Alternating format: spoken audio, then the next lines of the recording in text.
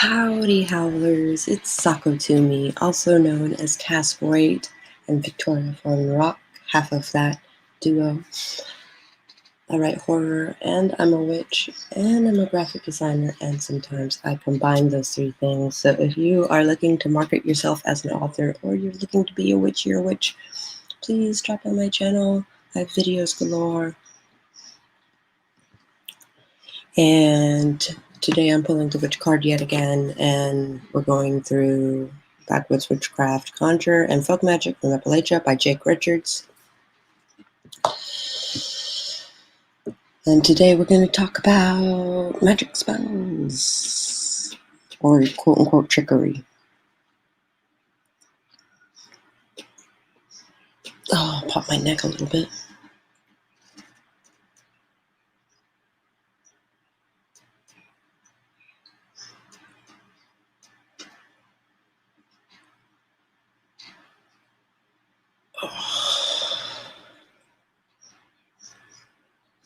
I'll wait a few minutes for people to come in.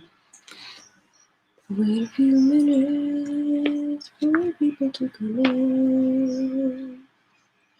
Last time we talked about ingredients, not ingredients, but tools and supplies, and the kind of things we keep in our junk drawer. Which, well, I mean, it's pretty legit. Hi, Sophia. Welcome back. I'm doing all right. I'm just waking up myself. I'm on my second cup of coffee and trying to port some video files from ages ago onto a hard drive. But the hard drive is kind of slow, so.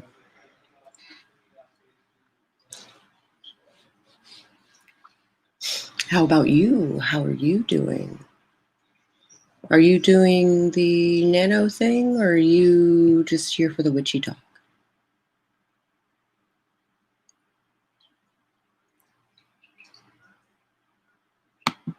It's 4 p.m. Yeah. It is not 4 p.m. here.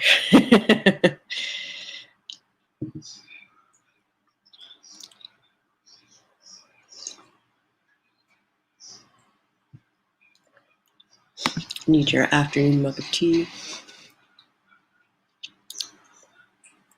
Now is a good time to get it. Absolutely.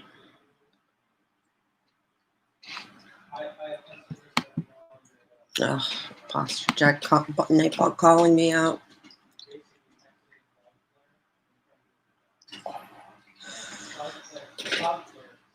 Stretchy, stretchy, stretchy. You're doing nano things and you like hearing about witchy things. That is fantastic. Both of those things. Today we are discussing Appalachian Candle Magic, doll babies, and other trickery. I don't like their use of the word trickery instead of magic or spell.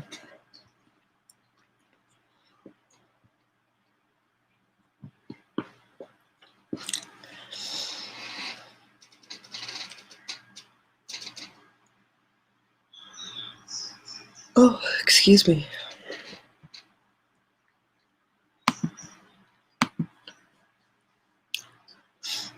I guess I should share this with my my Chaos Witch group.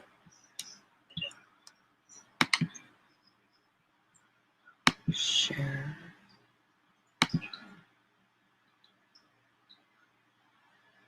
Just in case they and puppets are something that I want to get into like really soon. The idea of making puppets and stuff out of old clothes, it's a cool thought.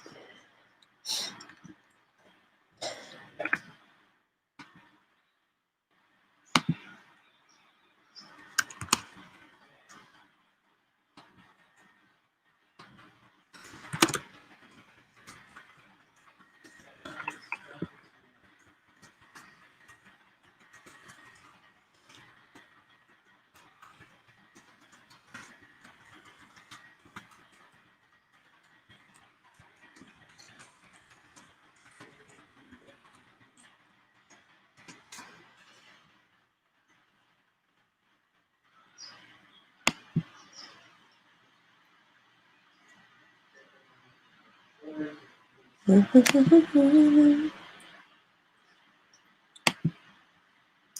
other person who has hopped in. I hope it's not me. It's probably me, because I have the window open so I could share it.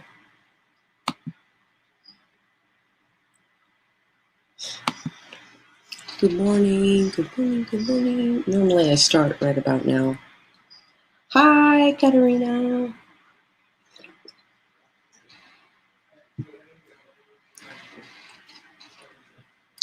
How is Katerina? So we talked about tools and stuff. Now we're going to learn how to use those tools in chapter 10. When they say doll babies, I think they mean puppets. Or that's the translation that I'm getting anyway. And candle magic and other trickery. I am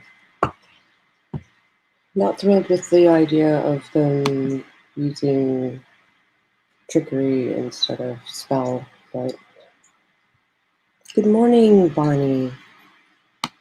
Lovely to see you, darling. Lovely to see you.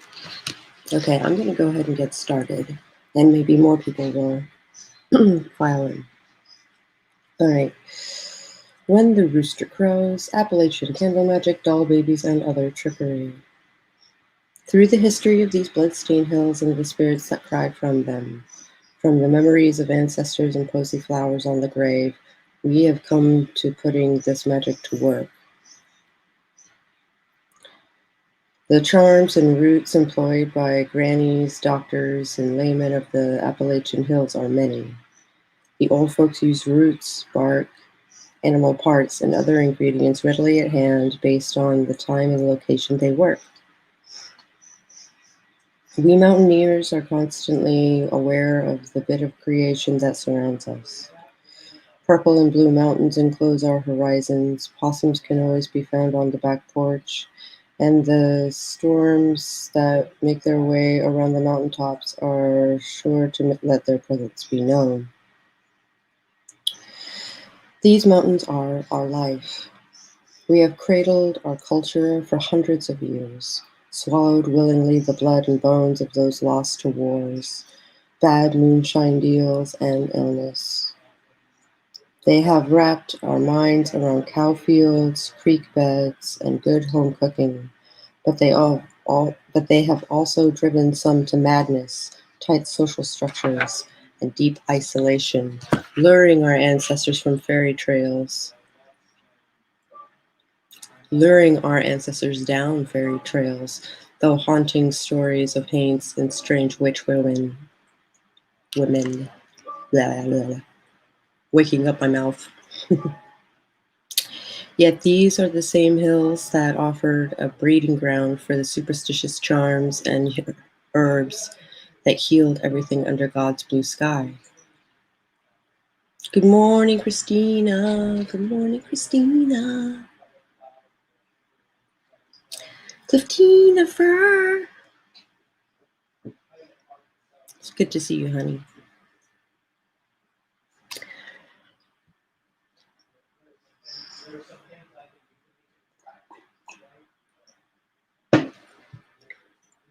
Yet these same hills, breeding ground, isolation of the mountains gave way to sustainable system of folk magic and medicine that has endured for hundreds of years by oral tradition through family lines, either from mother to son or father to daughter. Hi, Debbie. Debbie. Christina being nice and reminding people to like the stream. Thank you very much. There's a theme song. Hello, Christina. Some people, especially those witch doctors and root workers called on for illnesses and court cases, worked and charmed privately at certain spaces in their homes set aside just for that. Whether they are altars, shrines, or just plain old work tables set in a shack out back, it didn't matter. Others, like myself, will charm and work just about anywhere. But in this modern age, folks need a place set aside to help them get out of the world built on steel, concrete, and rubber into the world of faith, healing, and power. So we're going to talk a little bit about working space, which is definitely something that is at a premium in my house. And I try to make as much working space as I possibly can. Much like the ancestor altar, the working space is often simple. A place that the doctor frequently returns to in order to craft charm bags, create medicines, or simply charm something. No fancy items are needed for a good working space. You'll need a space about 2 to 3 feet square. This could be a small table, a kitchen counter, or even a hay bale in a barn. I work at the kitchen counter primarily because that is where I keep all of my tools and herbs, but when I'm taking a walk or working to the spirits, I will go to my dresser, where I have established an altar, a meeting place between me and the spirits, be they little folk, angels, saints, or the dead. This altar doesn't need to be permanent unless you are setting one up to honor a spirit or prophet, in which case you may designate a separate space for it. Otherwise, the place can be a temporary setup. That's a thought. Because currently my workspace is kind of crowded. So maybe an altar should just be an altar, and then my workspace should be a different place. Hi, Nicole. Good to see you. My favorite people. It is good to see you. I'm gonna take a sip of my coffee and then I'm gonna continue, I swear, with this guy's fucking ridiculously run-on sentence.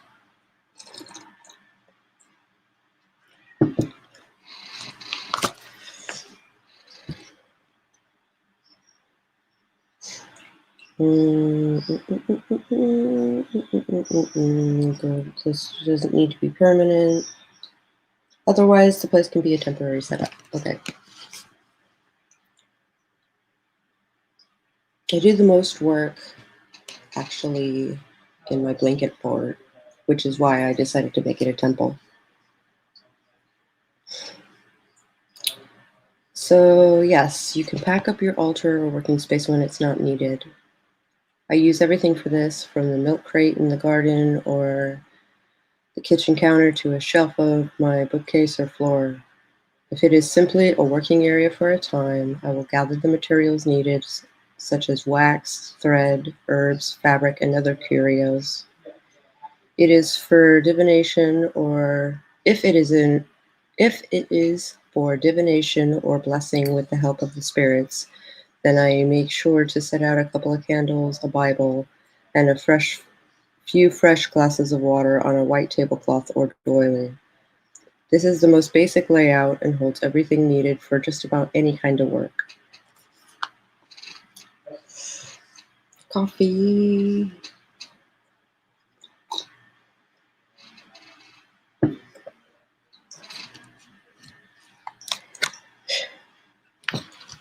Should I make a Nightbot owl?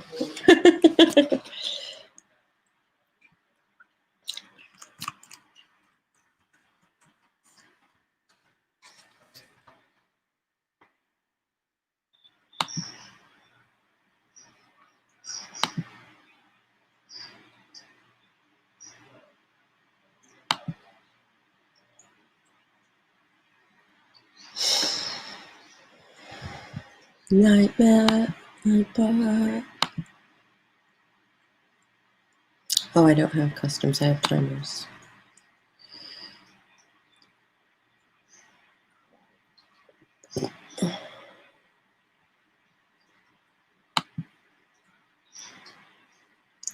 Let's add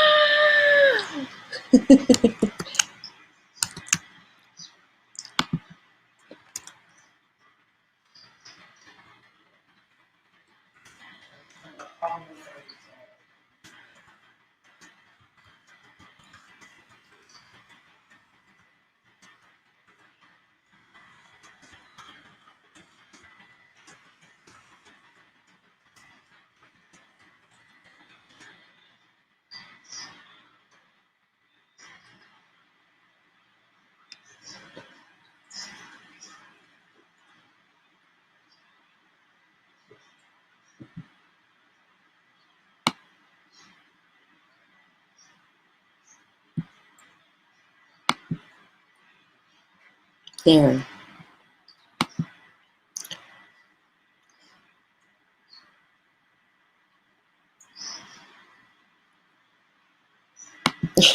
He's not a morning person, so he doesn't have sherry or sentiments. I'm not normally a morning person either, but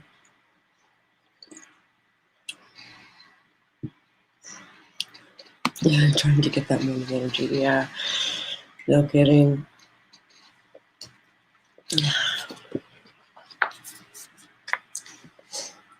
Okay. The candles and lamps help light your way. The Bible is to look at for verses. The glasses of water act as both an offering and a medium for spirits to communicate through. To the altar, I would also add olive oil, salt, and a white handkerchief. The oil is for anointing, can be used for any kind of working by prayer over it. To do this, get some on your thumb and whisper prayers over it. You would then anoint yourself with it for good luck, primarily on the soles of the feet, palms of the hands, and the sides of your neck, by those glands doctors are always probing on. Yeah! That's awesome. I'm going to be working on comic pages during sprints and stuff like that too here pretty soon. The Bible to level wobbly table. Who said that? So basically, instead of your wobbly table, it would be like your Book of Mirrors or your Book of Shadows or your Grimoire, whatever book you need. The book that you are referring to. Mornings of coffee and you guys, hooray! Yeah, drawing. Nicole, practice placement of objects in classroom.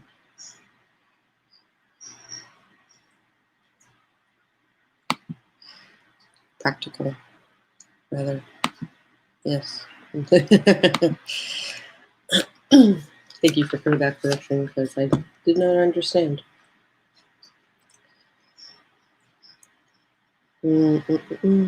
Salt is common in folk magic the world over, and in all of those places, as well as Appalachia, it's good for just about anything. I, just as a side thing, dollar stores have sea salt for less than $1. They have the fucking grinders on them, so you gotta break open the plastic, but for real, I get all my sea salt for my spells and stuff like that from the dollar store. I get my candles from there too. My pillar candles. I believe the red words are the important ones anyway. Yeah.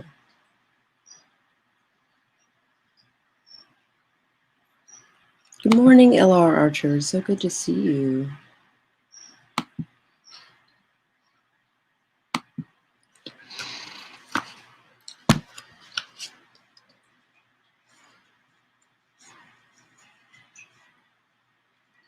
Nana used to line the front and back doors with salt for protection, or she'd sprinkle it at the four corners of the home in a pile and set a penny on top for good luck and money.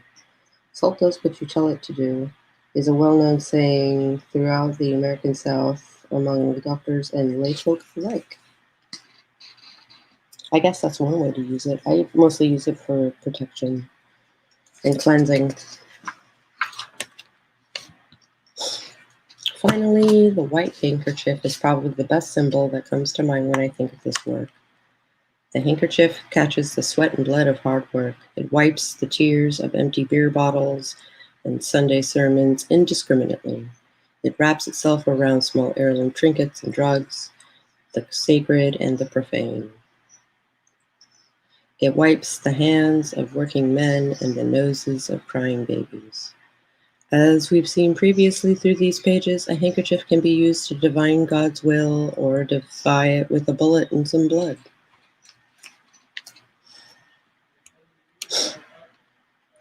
The handkerchief tied into a knot will stave off evil spirits, and a hanky left open during an Easter Sunday sermon will prove helpful in healing throughout the year.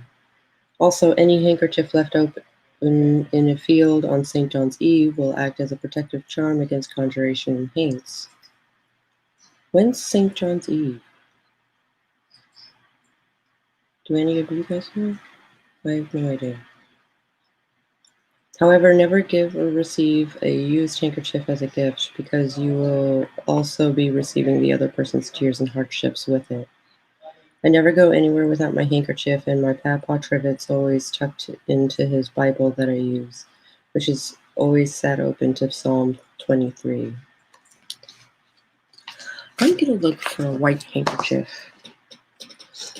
They can't be expensive, right?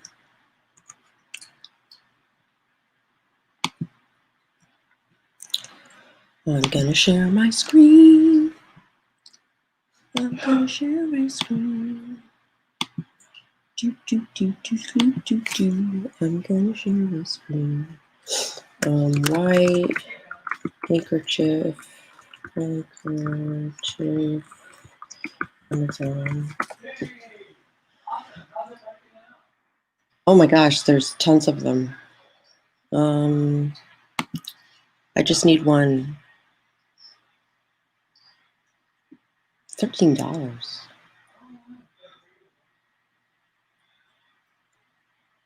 I can spend $9 on plain ones.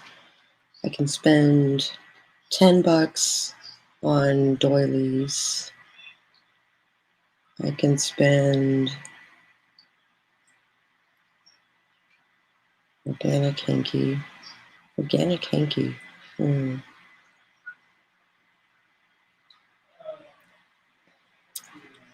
Handkerchiefs for a wedding for $8. What about the bandanas? 12 count for $10 for bandanas.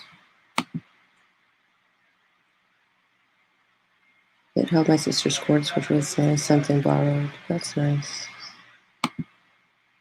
Another aspect in is hanky pinned.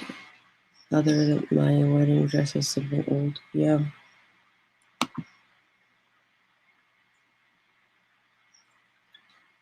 St. John's Day is the solstice.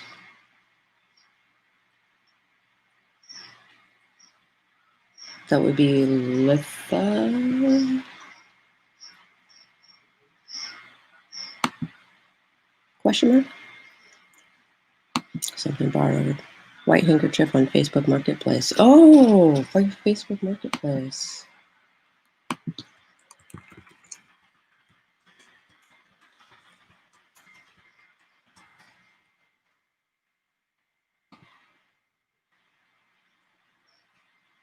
Okay. I want to search.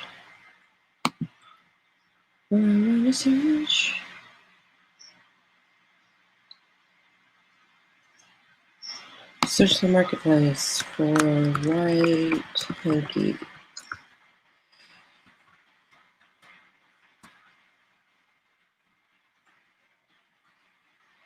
$5 white handkerchiefs. in Reston, which means I would have to go and get it, I think.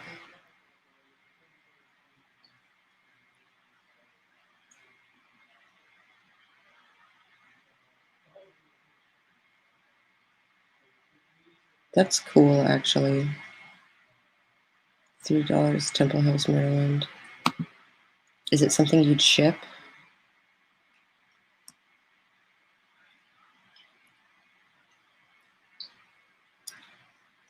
Never used.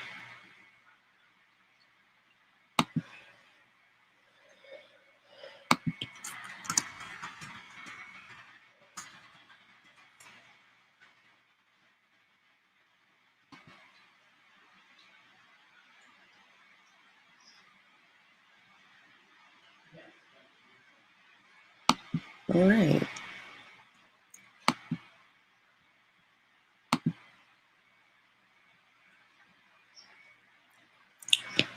$3, and it comes with red and purple and like all of those things that I can still use for $3.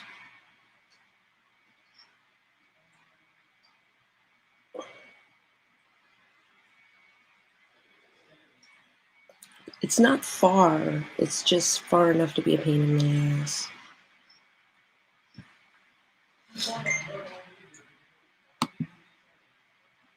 It's in my photo album from the wedding. Oh, that's lovely.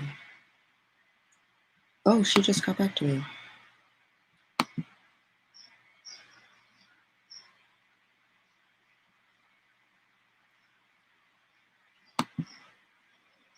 Yes, it's available.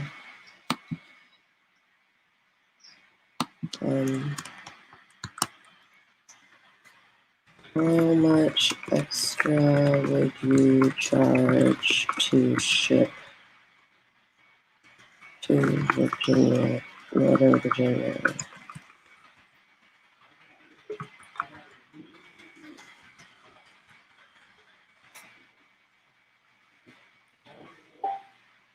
I'd need your zip code for the exact things. It shouldn't be much since they're handkerchiefs. Yeah.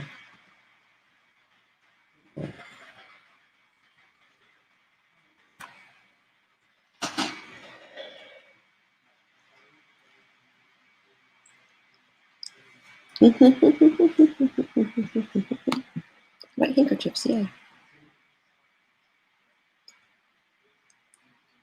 So wholesome. My heart can't handle wholesomeness. It must have worked just fine. 20 and a half years later, we're still married and they mildly want to kill each other. Yeah.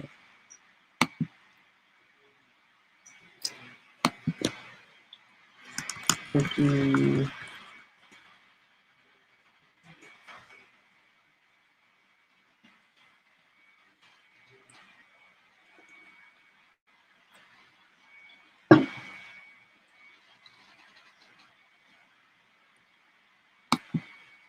Okay. I think mildly wanting to kill your person is required for staying together or something. Yeah.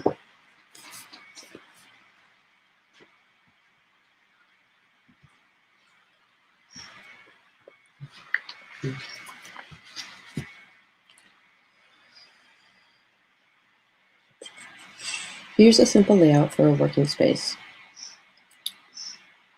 Cover a table with a white tablecloth and place the Bible in the center, leaving room enough in front to work. Behind the Bible, place an oil lamp or candle with a glass of water for the spirits. To the left of the Bible, place other tools or ingredients, or even a vase of flowers. My family has always had posies of herbs and flowers, whether it was for the sick or to simply bring peace to the home.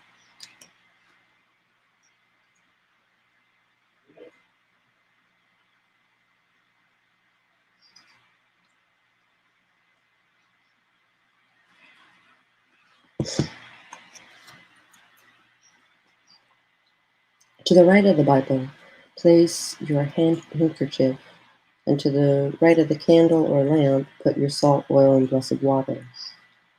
Regular table salt is fine, but it must come from a new container and can only be used for rooting and healing. Agreed. not cooking.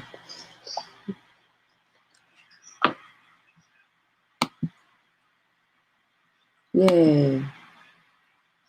I think I'm getting some handkerchiefs. I think I'm getting some handkerchiefs.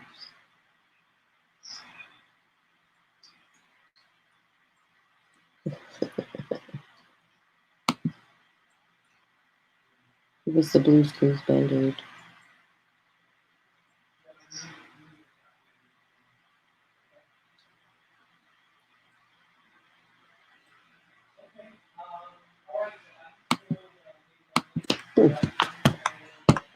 Sorry, my dad's on call.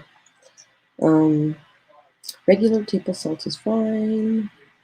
The blessed water can be rain or creek water collected at certain times, water from under a bridge that the living and the dead cross over, or simply water that has been blessed by a preacher. Okay, so holy water. So there's a law against collecting rainwater in Virginia, but if it's just small amounts, it's not a big deal, right?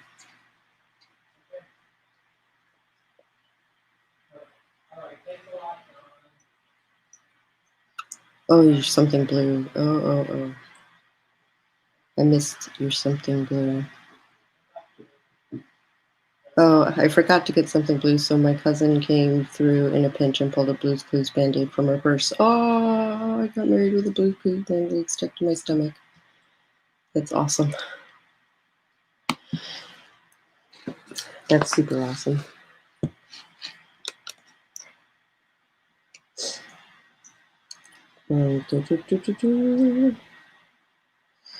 Now that you have a working space, let's learn more about the formulas that will be made over it.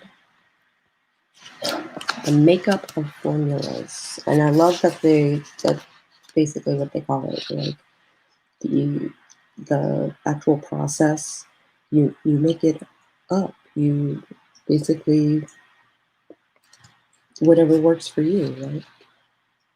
While not every charm, remedy, or token of prayer is conducted the same way in Appalachia, there is a pattern to how the acts are carried out. In the same fashion I did with the rites of the mountaineers, I have also created a framework for how the formulas run, although they aren't all employed together in one work every time. These are simply examples of acts and minor usages in the greater methods of Appalachian magical formulas.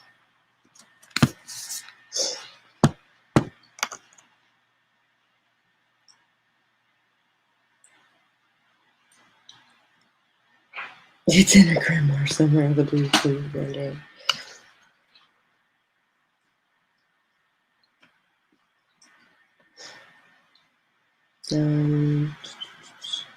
The two main components of formulas are words and actions. I don't always use invocation, like words to do things. I don't always do that. That's pretty rare.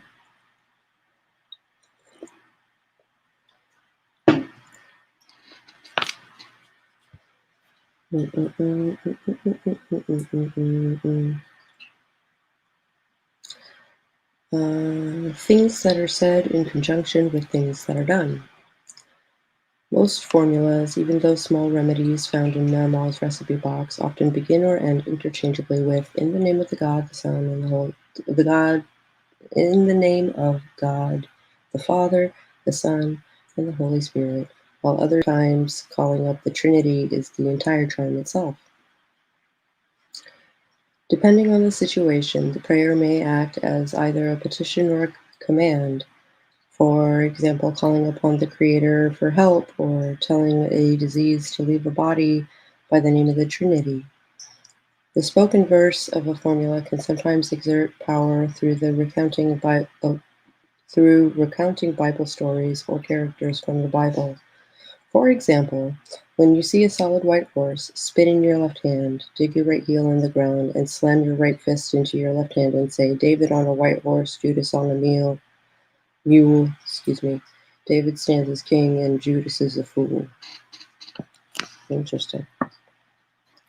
This tale gives an impression of getting an upper hand in something or having your stock outweigh that of your rival or your Judas.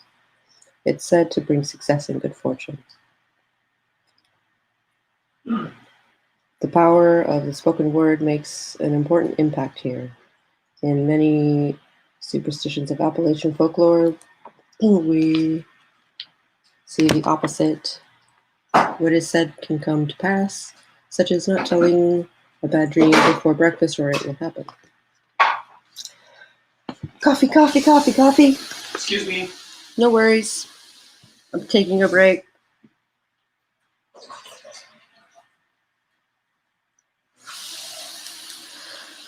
Hello, my friends.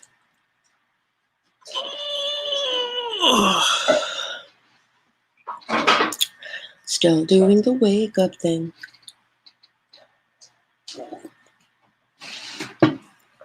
Still doing the wake up thing.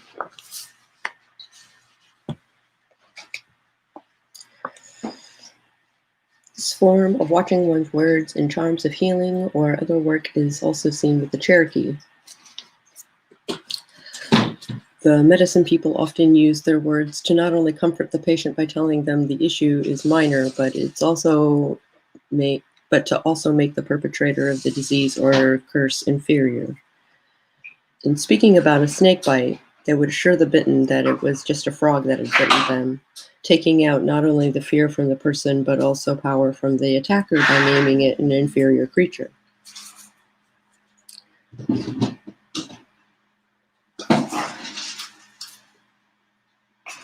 The power of the spoken word is also paired with biblical beliefs that we can do as Christ did in healing the blind with mud or cursing the fig tree, with faith being the only requirement. Oftentimes after a cleansing or a healing, I will tell the person that it's nothing. It ain't there no more, and to go home with their head high and expect change because it's already in their favor. Lost my place. Okay. This has been used to give time frames. Oftentimes, Papa, after talking the fire out or curing a colic in the baby, I would tell someone it would just be fine in 3 days, after which it was gone.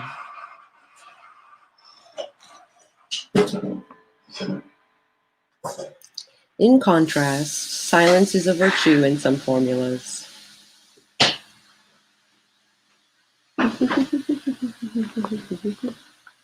How are you guys doing? What say you guys on this wackiness? Do you use words in your practice? I do it if I'm like trying to be really formal, and usually an invocation.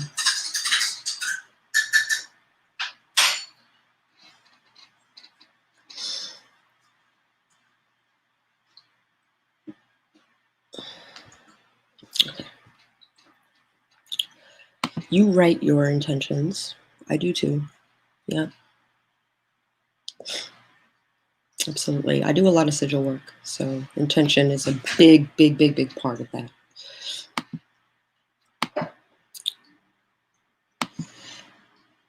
Or when you're asking for things. I know what you mean. Bailey just opened Charlie's wallet, saw his ID, and yelled, "Daddy!" I hear from the bathroom, "What?" That's funny.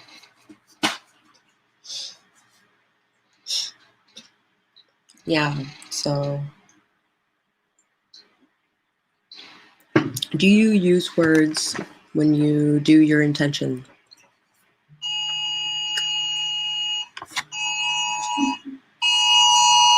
Storm surge warning. Okay. This warning is issued for up to 36 hours before hazardous conditions begin. Urgently complete efforts to protect life and property.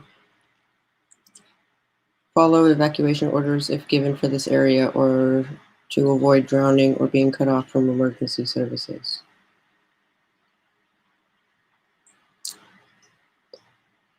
This area is in danger of life-threatening flooding.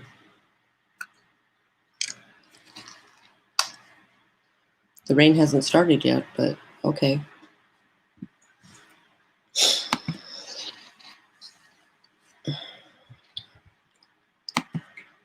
I did it only when I was pregnant. Me and my hubby declared what ginger we were having. That's cool.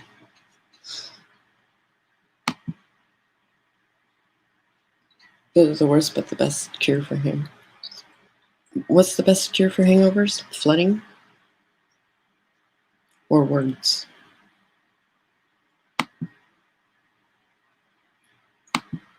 Going to get so much rain. We got quite a bit of rain last night.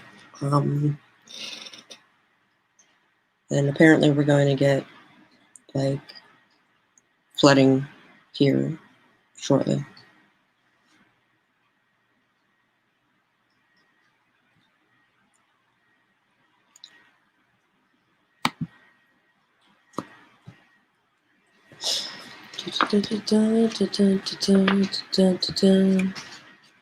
So the gestures are the interesting part to me. The form of watching one's words and charms of healing or other work is also seen with the Cherokee. The medicine people often use their words to not only comfort the patient by telling them the issue is minor, but to also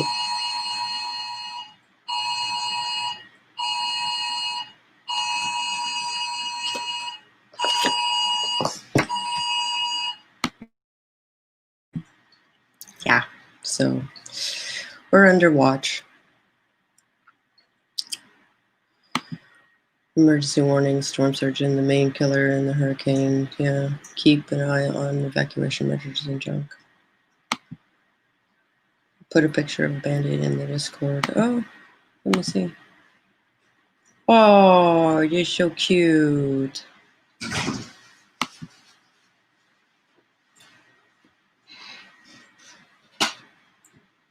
Oh, my stomach and my innards are like bloated. Oh. Yes. So that is my Cliftina Fur inspired Nightbot. All right, I gotta use the facilities. I will be right back.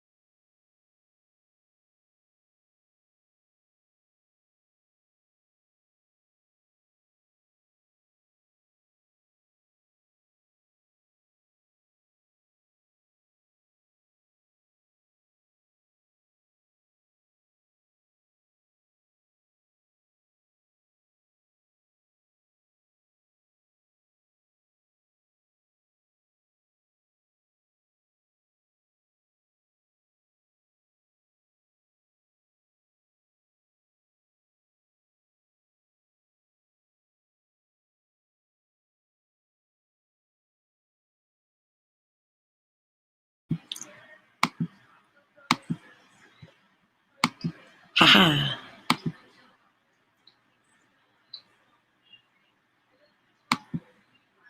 I really didn't know how to spell crystals.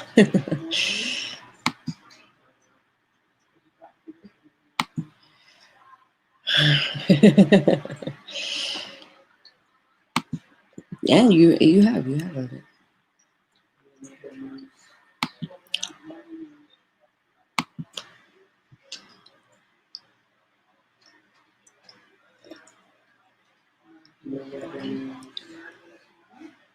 No, you are just the best. Good morning, America.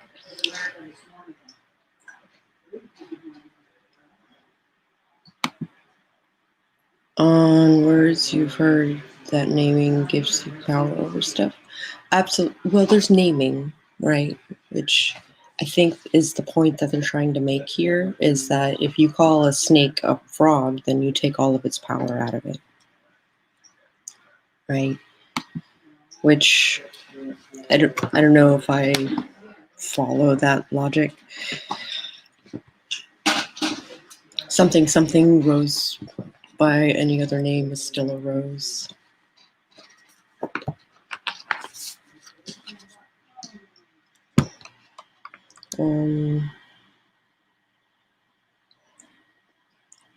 In contrast, silence is a virtue in some formulas. Prayer is said silently in the mind to not only keep formulas secret, but to speak to God personally. Some healers also believe that if they spoke the prayer out loud, if anyone knew what they were saying, then they would lose their power. That's like the naming thing, right?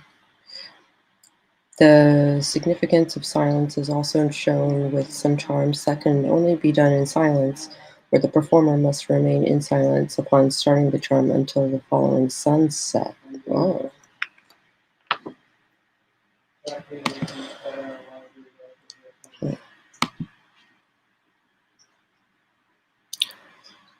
You are the best.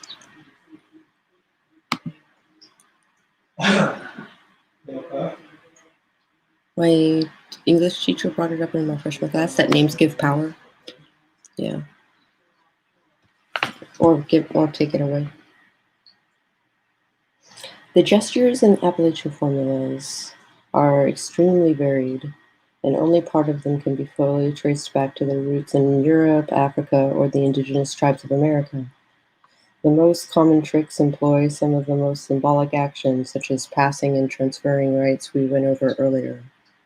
And other times, they simply involve applying a medicine with a symbolic hand gestures, such as making the sign of the cross over a sick person or applying a salve in a counterclockwise motions. I'm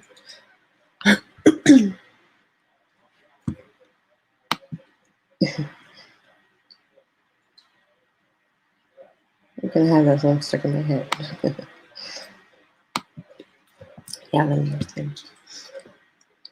The sign of the cross is one of the most used symbols here, besides the X, the circle, the star, and the triangle, symbolic of the Trinity.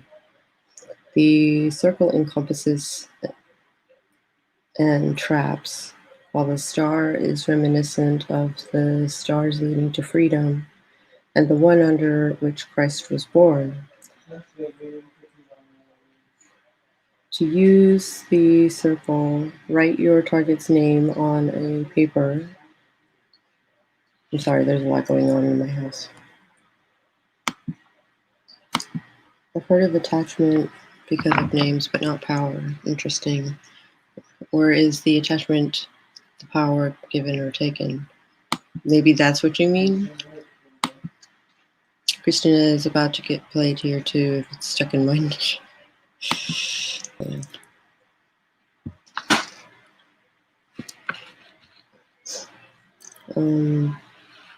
The circle encompasses and traps, while the star is reminiscent of the stars leading to freedom and the one under which Christ was born. To use the circle, write your target's name on a piece of paper and write your petition around the name in a circle. Oh, I've done that. Usually in cursive without lifting the pencil. Oh. A pencil without an eraser was often used. showing you will not go back on your wish or desire. Also, the concept of working in ink. The actions and hand movements employed also factor in the directional rites we spoke about and occur when a candle or egg is passed down the torso, arms, and legs for cleansing, or facing east while stating a verse or giving a prayer. This is also done in fire talking practices where the talker blows on the burn, directing their... Oh, it's supposed to hit us at me. Directing their breath away from the patient. Another action was to write a prayer down on paper, creating a petition, letter, card, or ticket. Right, see you later. Glad we can go with you. Directing their breath away from the patient. Yeah. Another action was to write a prayer down on paper, creating a ticket, right, the ticket. You write your name and birthday on the paper 3 times to connect it to you or someone else if there are other connections like hairs of it aren't available. Oh. On the other side, draw a cross and place one in the middle of your name and the birthday. Other times, the date will be exchanged for the person's age and location. And then they got examples of what they mean. Write the problem down on a strip of cloth or paper, which is struck out and flanked by 2 sets of 3 crosses covered by INRI, the abbreviation of the title of cross, Christ on the Cross. INRI is often added to place more power on the paper as it is found throughout the Appalachian North and South, as well as in the... I didn't realize Twitch was still going.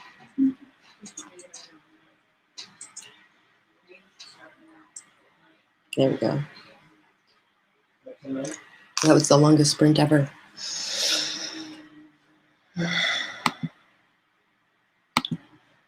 have to go as well. I have a big writing day ahead of me. Happy reading and happy writing. I'll probably see you around later in sprints, very likely.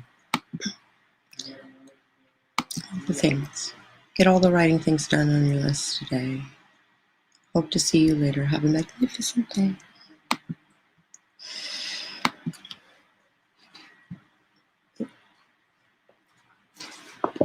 We got a couple more minutes. All right.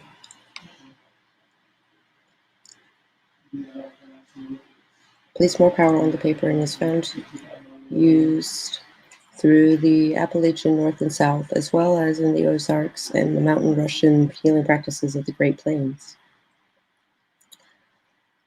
Another example is for situations involving 2 or more people with the goal of either harmonizing the relationship or bringing it to ruin. To harmonize, each letter not shared by both names is crossed out with a diagonal slash, leaving nothing but matching letters for each name. So in the example below, M would be marked off, as would the D. Once you are done, you are left with both names harmonizing with matching letters. Oh, I see.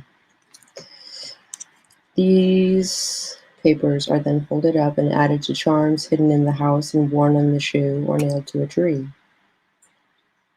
Nailed to a tree. That's interesting. When making jack hands, there are first and primary things added. Although there's sometimes the entire charms themselves. Papers are only burned when something needs to be released or removed, never when you're trying to attract or guide. If you are bringing something to you, the paper should be folded toward you. If you are getting rid of something, fold it away from you. Between each fold, turn it clockwise if calling something to you, or counterclockwise if sending something away. The paper is usually folded 3 times in total. Aside from speaking and doing, another factor sometimes comes into play in the Appalachian folk magic: time and place. And we will talk about time and place tomorrow.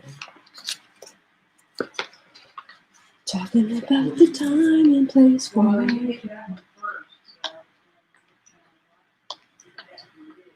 all the things, all the things. This is a long chapter. And then folk recipes and remedies. And then the epilogue. Thank you all for joining me. Yeah, I think now's a good time to wrap up.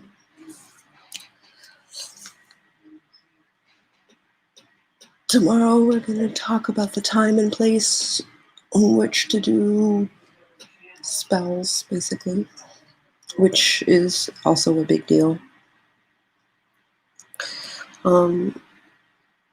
Do what you can. Thank you again for joining me, and I will probably be around for sprints and stuff later for writing, because I did not write it all yesterday. And I will catch you guys on the flip side.